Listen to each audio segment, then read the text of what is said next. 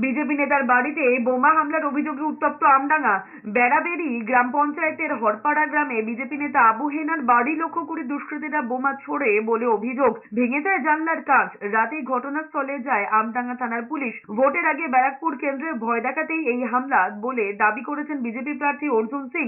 Vote যত এগিয়ে এসছে তৃণমূলরা তত বেশি ক্ষিপ্ত হয়েছে আমার প্রতি, এবং গতকাল রাত্রে তারা অনবরত বোমিং করে এবং ভাঙচুর করে সব তৃণমূলের আশ্রিত দুষ্কৃতীরা। এদিকে নদিয়ার কৃষ্ণগঞ্জে বিজেপি নেতার বাড়ির পেছন থেকে বস্তা ভর্তি বোমা উদ্ধারের ঘটনায় চাঞ্চল্য ছড়িয়েছে। যদিও বিজেপি নেতার দাবি চক্রান্ত করেই তাকে ফাঁসানোর চেষ্টা করেছে তৃণমূল।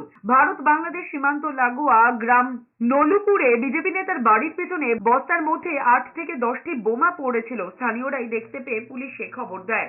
আমাকে প্রচার করতে মানা করা হয়, তা সত্ত্বেও আমি করেছি।